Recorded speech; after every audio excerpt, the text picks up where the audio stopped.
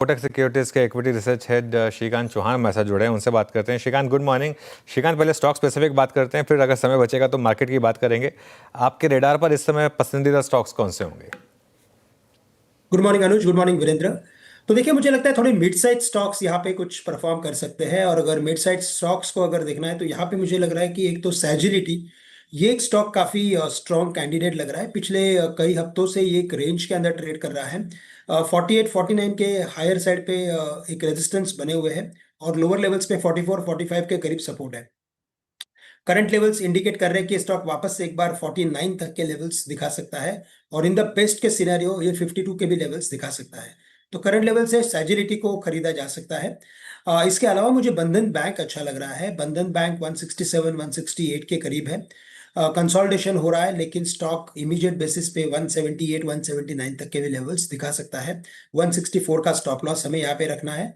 और तीसरा स्टॉक जो अभी अभी न्यूज में आया हुआ है वो है इंडियन होटल। ये भी हमारे वॉच लिस्ट में है। हमें लगता है कि ये पर्टिकुलर स्टॉक जो है वो एक ऐसे मोड़ पे खड़ा है कि जहां से इसमें अगर तेजी बनती है तो ये 810 से लेकर 830 तक के भी लेवल्स दिखा सकता है। तो अनुज, करंट लेवल से इंडियन होटल्स को भी खरीदा जा सकता है।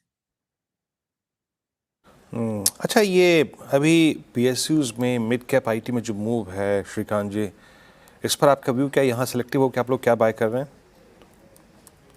तो देखिए, वैसे मिड साइज कंपनीज में ही अभी इंटरेस्ट रखना चाहिए, क्योंकि इंडेक्स थोड़ा सा टाइम बेस्ड करेक्शन में जा सकता है, क्योंकि ऑलरेडी मार्केट अपने लेवल्स को अचीव कर चुका है। 450 के लेवल्स को तकरीबन 500 के करीब हम आ चुके हैं। और अगर हम बाकी भी ऑप्शन इंटरेस्ट को देखते हैं या तो ओवरऑल गैप अप ओपनिंग्स को देखते हैं तो थोड़ा सा टाइम बेस्ड करेक्शन आना बहुत जरूरी है। तो ऐसे केस में mid cap small cap stock चल सकते हैं। स्पेसिफिकली मिड कैप आईटीज में जैसे मैंने कहा कि सर्जिलिटी हमें अच्छा लग रहा है। तो साथ ही साथ हमें लगता है कि कोफोर्ज में भी तेजी बन सकती है करंट लेवल से।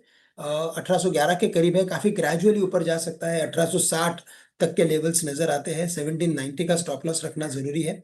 और इसके अलावा अगर किसी पर्टिकुलर सेक्टर पे अगर ध्यान देना है तो मुझे लगता है न्यू एज टेक्नोलॉजी, जैसे कि इटरनल है या तो स्विगी है, डिलीवरी है, यहाँ पे हमें फोकस करना चाहिए, क्योंकि यहाँ पे रिन्यूड बाइंग इंटरेस्ट बना हुआ है। और मोस्ट ऑफ द टाइम जब भी मार्केट में तेजी बनती है तो इसमें हमें जो ओवरऑल मोमेंटम दिखता है, इसका जो बीटा है वो little bit higher than the overall performance of the market.